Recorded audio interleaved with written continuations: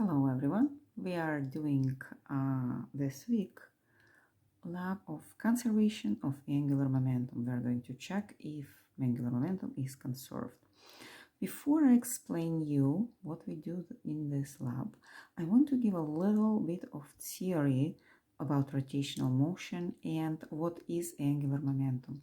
I'm not sure that you covered this material in lecture already, so I want to kind of go over it briefly. It's not going to be very strict explanation, but it's going to be enough to understand what we do in this lab. In mechanics, we can represent motion of a solid object. Solid object means that you cannot stretch it or it's not moving the parts by itself. Something like a piece of, wood or like something like liner. We can represent motion of solid object as sum of two motions, translational motion and rotational motion. Translational motion is motion along a straight line, and for translation motion we can just observe one point of the object, how it moves. For example, we observe a center mass of the object and we know that it moved like this. Every point of the object is going to move same way. So if center mass moved made a displacement s, then all other points are making same displacement, just a moving parallel. Like this point, for example, is going to make a very same displacement as too. So this is called translational motion, and we remember for translational motion we have displacement, and we call it s, and that's a vector which connects the initial point and final point of the motion. It's not going to be like too far away points, but we can make it like far away or not far away. Remember that if we consider a limit of a very small displacement over very small interval of time and bring this interval of time to 0, we're going to get a velocity of the object, right? So we remember that velocity of the object is actually derivative of displacement velocity. And if we do a same procedure with velocity, we take a small change of velocity over a small change in time, take a limit of this, bring this change in time to 0, we are going to get acceleration. Remember that acceleration is a first derivative of velocity, right? Or a second derivative of displacement, acceleration. What else do we know about translational motion or like linear motion? We know that there is a kinetic energy of translational motion, which looks like mv square over 2, right, where m is the mass of the object, v is going to be velocity of the object, and over 2 is just like division by 2, right? What else we know? We know momentum of translational motion p, which is equal to mv, and we remember that kinetic energy is a scalar, momentum is a vector, and it's multiplication of mass of the object by its velocity. Again, we are talking only about translational motion. We also know the law of conservation of momentum.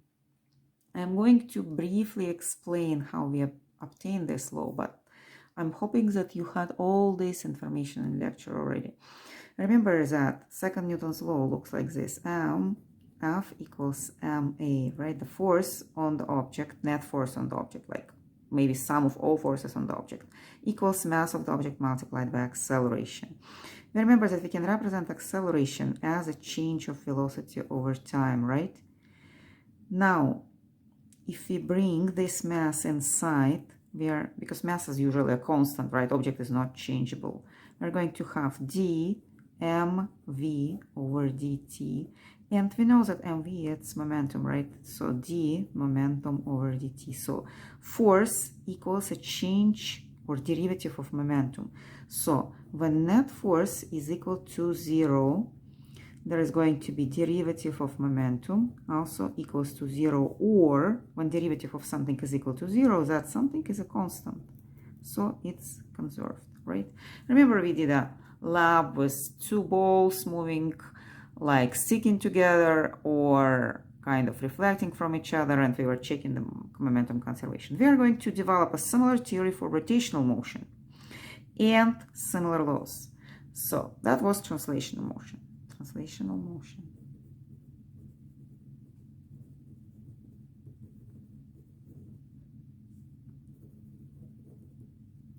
So rotational motion, or I'm going to just call it rotation.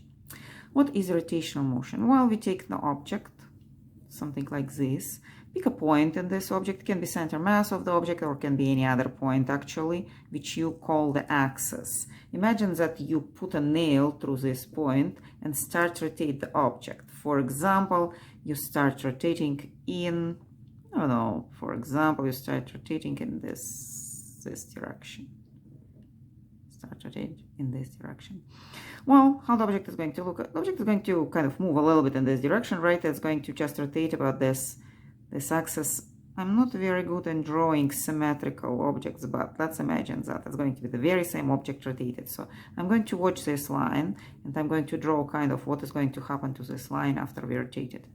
For rotational motion, it's very hard to observe displacement of every point. Here in translational motion, every point displaced same way, right? Same vector. For rotational motion, if we consider different points, like for example, point over here and point over here, these 2 points are going to be displaced by different distances, are going to just have different displacement, right?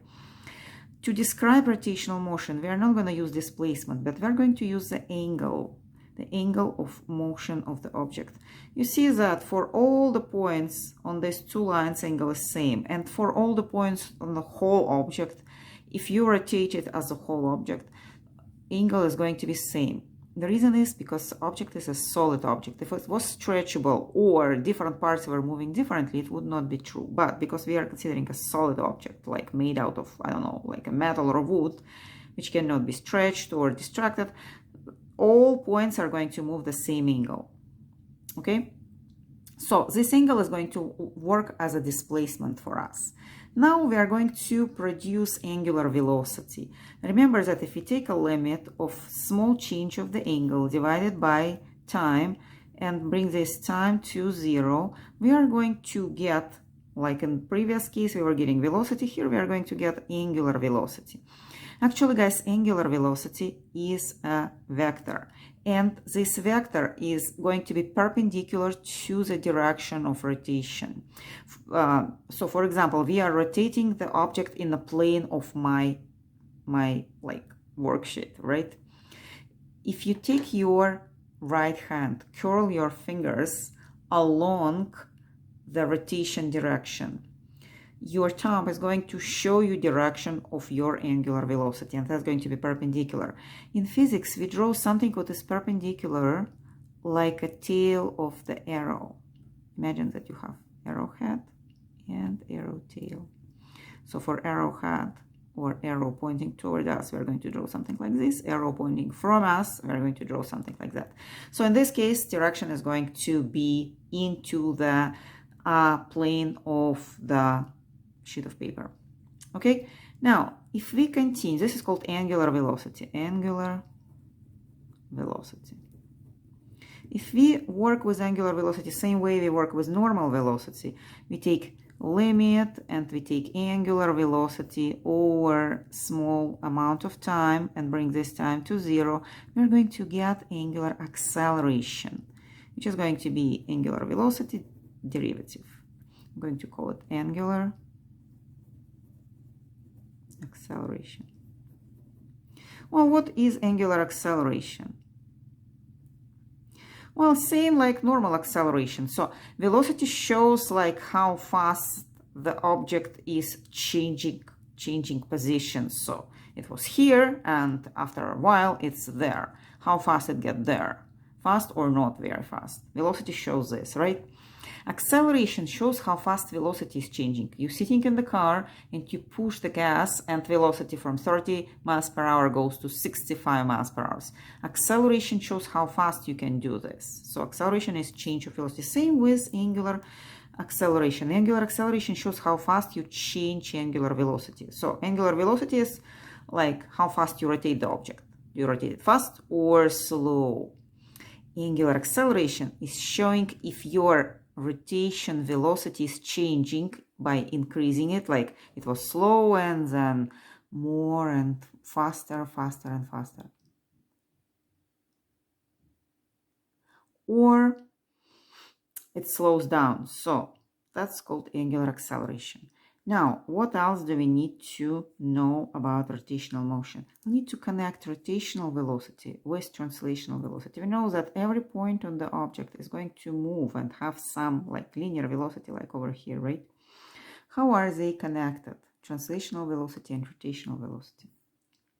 Very simple relation comes from trigonometry. Imagine that we consider this endpoint and it moved over here, and the arc which is made is S, and the radius, distance from the axis of rotation to the point, radius R. So we remember that arc length from trigonometry equals this R, distance to the point, multiplied by the angle. Now, if I differentiate this expression, considering that distance to the point does not change from the axis because we do have like solid object, we can have the ds dt equals r is a constant and d theta dt. Remember that theta is omega, d theta dt, right? And we are going to write down that it's r omega. What is this? What is ds dt? ds dt is velocity. So we got a very important relation between linear velocity and angular velocity. Velocity equals r omega. So linear velocity equals, well, I'm not very like correct writing down this vector equals to this vector because this vector is perpendicular and this one obviously not. That's supposed to be actually a cross product between these two vectors. But for magnitude, we can write down that magnitude of velocity equals distance from the axis of rotation by magnitude of angular velocity, if everything is perpendicular, which is going to be in our case. Okay, so now what we'll need to do, guys, we'll need to develop similar quantities we have over here. We'll need to develop kinetic energy, for example, for rotational motion. Well, what I'm going to do, I'm going to write down kinetic energy as it was mv squared over 2. mv squared over 2. And just instead of v, I'm going to put r omega. And again, because it's squared, I'm going to just use the magnitude. I'm going to write it down next. Magnitude of v equals magnitude of r by magnitude of omega. Okay? Normally, guys, it's going to work. The cross product equals to the magnitude of the first vector, magnitude of the second vector, and the sine of the angle between. If your r and omega are perpendicular, which usually is going to happen because omega is perpendicular to the whole plane of the object. So there is no sine, sine equals to 1. I'm going to put actually this r omega over here, and I'm going to get m omega r squared over 2. What I'm going to do, I'm going to open the square and write down that it's m r squared omega squared over 2.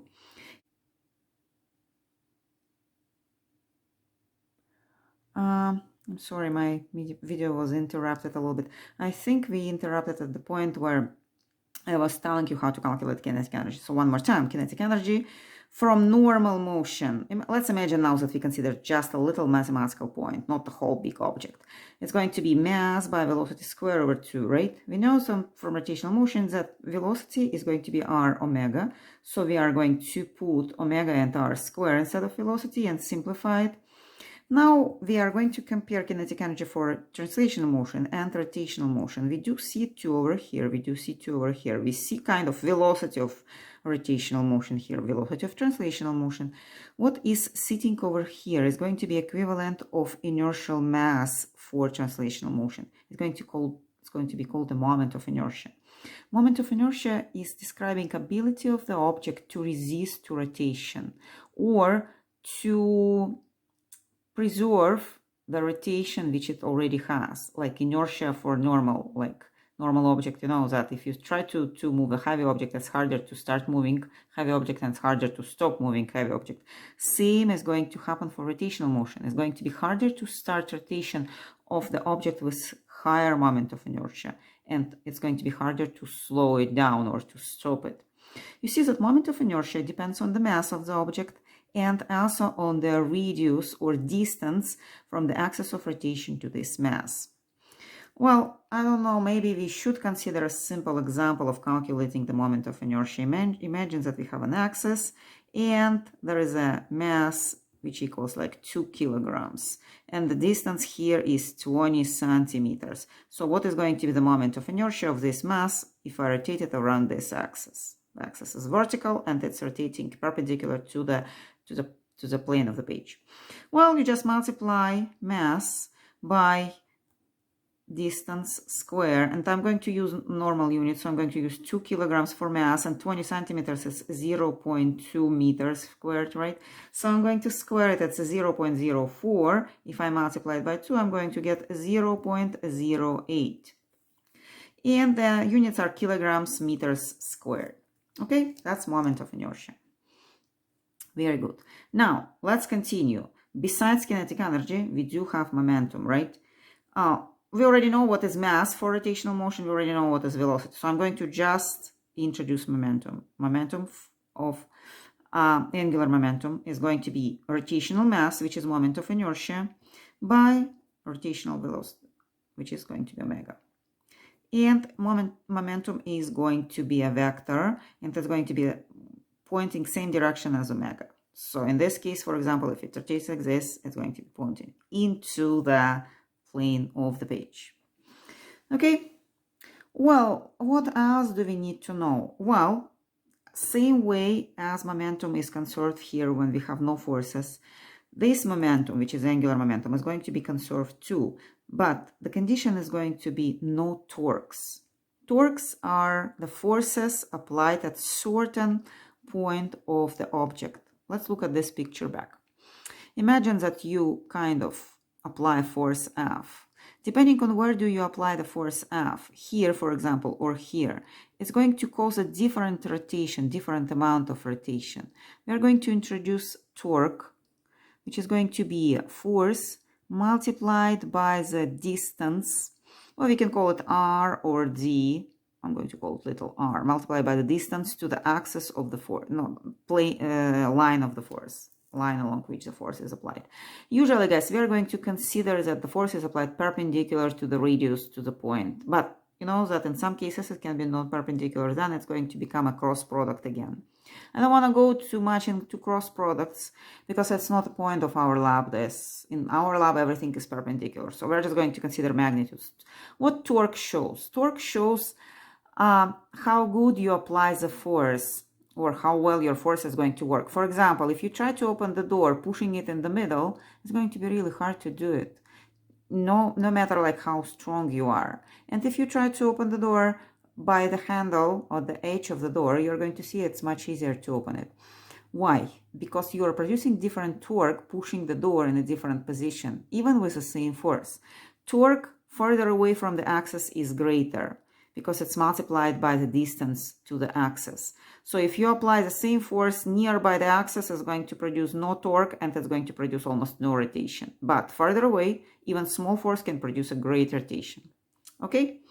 So now, well, I'm not going to do the whole equation over here. I already don't have space on my piece of paper, but I'm going to write down that, you see, when force equals to 0, momentum is conserved, right? The angular momentum is going to be conserved when torque, which is equivalent of the force, and it's also going to be a vector. Here we do have magnitude, but it's also going to be a vector, so actually I'm supposed to put a cross product here, and that's going to produce a vector. When torque is equal to 0, we are going to have momentum preserved, and it means that momentum, angular momentum, is going to be a constant. That's what we are going to check in